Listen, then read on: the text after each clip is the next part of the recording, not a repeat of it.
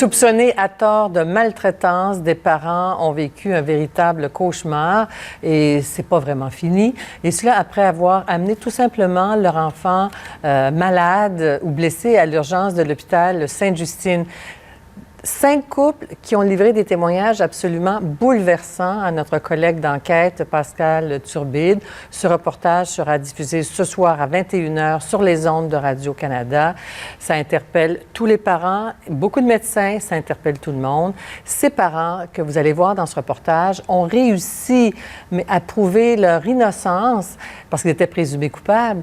Mais combien d'autres se sont retrouvés dans la même situation? Une situation où on a même, dans un cas, enlevé un bébé de 2 semaines pendant 9 mois aux parents sans motif. Et pourtant, le pouvoir médical persiste et signe. J'accueille ce soir 2 mères. J'aurais pu recevoir 2 couples ou d'autres parents. On a choisi de recevoir 2 mères qui ont accepté de nous raconter leur histoire. Vous allez les entendre également dans le reportage d'enquête ce soir. Alors, on va écouter un très, très court extrait du reportage et je leur parle tout de suite après. Je me suis dit, enfin, on vient de tomber sur un bon médecin. Et j'ai même écrit un texto à ma femme en disant, c'est cool, il a l'air vraiment, tu sais, il fait des choses autrement. En fait, il était en train de le sculpter pour trouver des blessures, mais ça, je ne le savais pas. La femme de Jean-François Morin, c'est l'auteure et interprète Catherine Major. Elle s'est vite rendue compte qu'Alain Sirard fait effectivement les choses autrement. Il avait appelé la DPJ avant même de la rencontrer. Alors, mes invités ce soir, Catherine Major, que vous venez de voir dans le reportage, et Amélie Sigouin. Bonsoir, Amélie Sigouin. Peut-être pour mieux comprendre tout le contexte, nous raconter brièvement les faits de votre histoire et ce à quoi vous avez été confrontée. Peut-être vous, Catherine, puisqu'on vient d'entendre votre conjoint. Bien, brièvement, notre bébé de 1 mois et demi cet été, donc je venais d'accoucher, a chuté d'une table dans son petit transat. On l'a amené à Sainte-Justine à plusieurs reprises parce qu'on était inquiets après quelques jours parce qu'elle semblait bien, mais bon, on l'a amené plusieurs fois de suite. Et puis on nous a retourné chez nous en nous disant qu'il n'y avait rien, on a fait quelques tests et tout, puis on est retourné d'emblée, la seule fois d'ailleurs où je suis retournée seule parce que mon copain travaillait. L'histoire s'est bâtie du fait que je sois seule et autour, bon, ils ont fait des radiographies, ils ont trouvé 2 côtes cassées et un bras cassé, ce qu'on nous a dit à ce moment-là et ce qui s'est révélé être faux par la suite, malgré un plâtre qu'elle a porté pendant 2 semaines. Pour un bras pas cassé. Pour un bras qui n'était pas cassé du tout. Mais ceci dit, on est entré dans la machine, dans le calvaire des parents. Moi, je dirais que soupçonner, le mot est faible, mais je dirais accuser d'avoir maltraité notre bébé. Alors là, on est entré dans toute la panoplie de tests obligatoires d'acharnement thérapeutique, si je peux appeler ça comme ça, parce que juste en nombre de rayons X dans sa courte vie, il y en a plus que dans une vie qu'un humain peut prendre.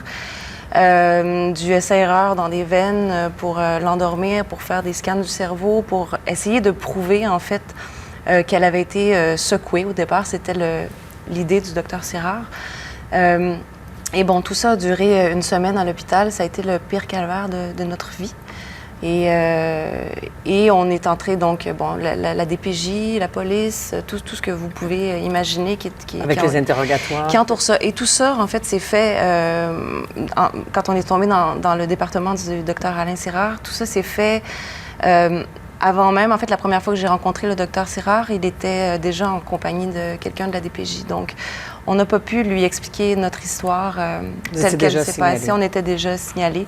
Et tout a été mis en œuvre pour prouver notre culpabilité alors qu'on était innocents. Bon. Et pour vous, Amélie... alors qu'on était innocents. Bon. Et pour vous, Amélie, encore une histoire qui ressemble beaucoup à celle de Catherine. C'est-à-dire ça déboule à un moment donné. On raconte son histoire comme parent, mais on l'interprète différemment. Exactement. En fait, l'histoire est comme réinventée selon la fracture. Et donc, l'histoire, donc Catherine, il ne l'avait même pas rencontré, il a vu le type et voici, ça correspond avec tel type d'abus. Et c'est tellement des expertises pointues comme ça que finalement, d'emblée, on est coupable. Et vous, votre petite Axel, racontez-nous brièvement les faits aussi pour qu'on comprenne. Axel, c'est mon petit garçon, il avait 8 mois. Et mon conjoint s'est penché pour ramasser une puce. Et l'histoire n'était pas complètement claire. On s'est dit, mais qu'est-ce qui se passe? On savait que c'est probablement un faux mouvement.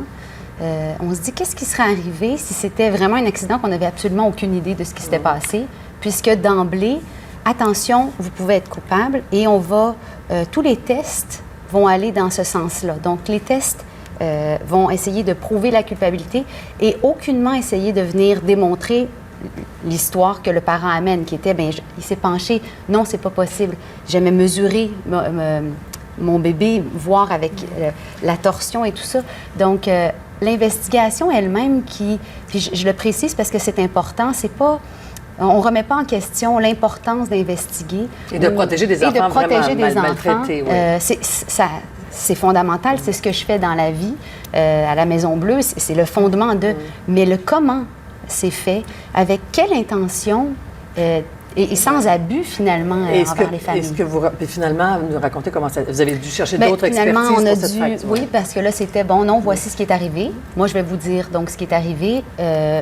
Votre conjoint a tordu la jambe de votre bébé.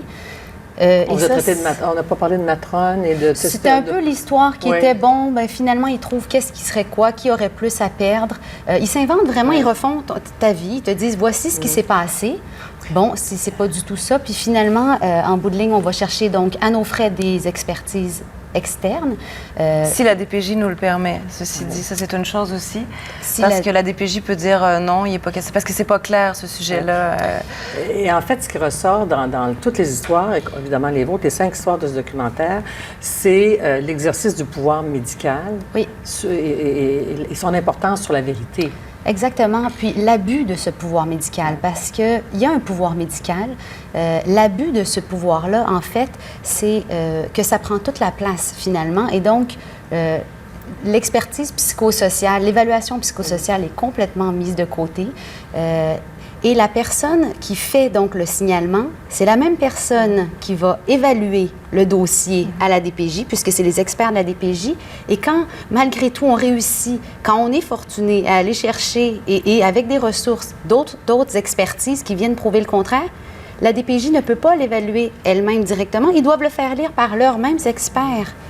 Donc, son juge est parti. Et c'est ce sentiment d'impuissance complète. Tu fais, mais alors, je ne pourrais jamais me défendre. Alors, évidemment, le reportage met l'accent sur cette clinique socio-juridique, et principalement le docteur Sirard et d'autres médecins. Mais il y a des médecins que vous poursuivez, notamment soit pour des excuses ou pour que la lumière soit faite là-dedans. Vous voulez que le système se remette en question, reconnaisse ses erreurs. C'est un peu ça, Catherine? Bien, c'est important, effectivement, parce que, en fait, moi, j'imagine, je vois le mal que ça a fait. Bon, notre famille, on est une famille extrêmement unie et ça aurait pu nous détruire.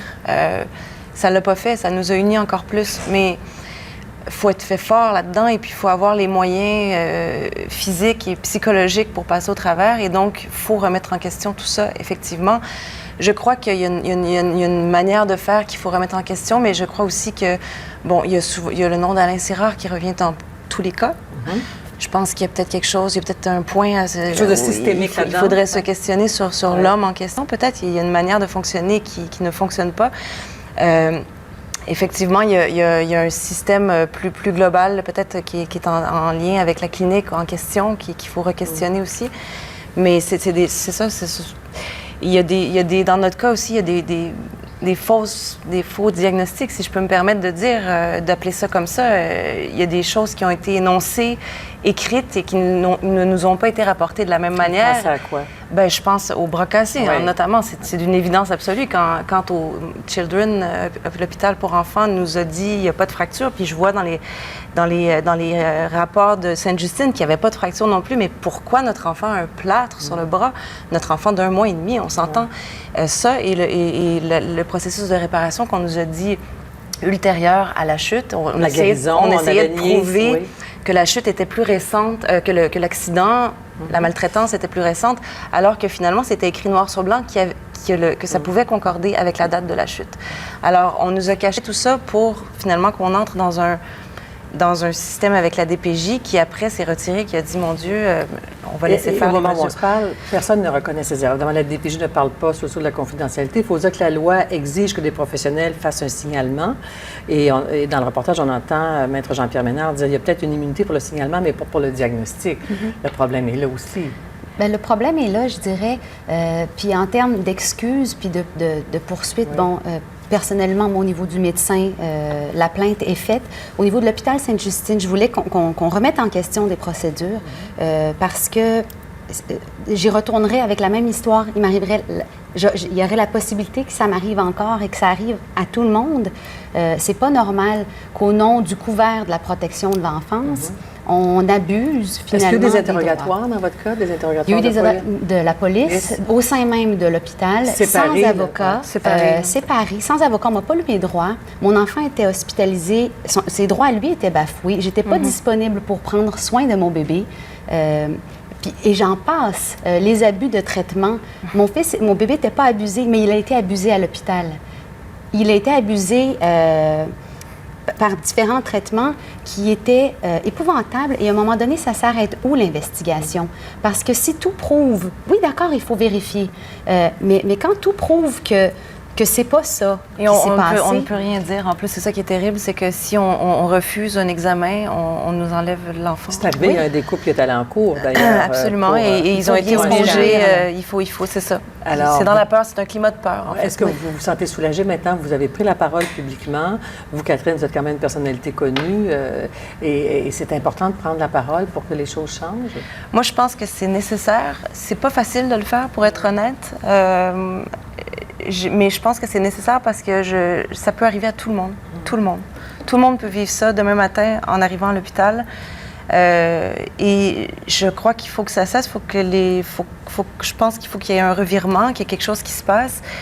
Parce que le Dr Sérard continue, maintient ces mêmes diagnostics. Et ce qui est le pire, c'est ce qu'on disait ce matin d'ailleurs, c'est qu'on a un dossier de maltraitance à l'hôpital Sainte-Justine. On est des parents maltraitants à vie, même si la chose a été prouvée autre, même s'il y a eu des erreurs, même si les erreurs ont été prouvées. Tant qu'Alain Sérard ne changera pas son papier, nous restons des parents maltraitants. Et l'importance de dénoncer, je dirais rapidement, c'est de faire ressortir peut-être quelque chose d'un peu positif de tout ce cauchemar pour pas que ça se reproduise et pour qu'on change notre vision de la protection de l'enfance au Québec. Amélie Sigouin, Catherine Major, merci. Merci à vous. Merci à donc Enquête ce soir à 21h sur Radio-Canada. Merci.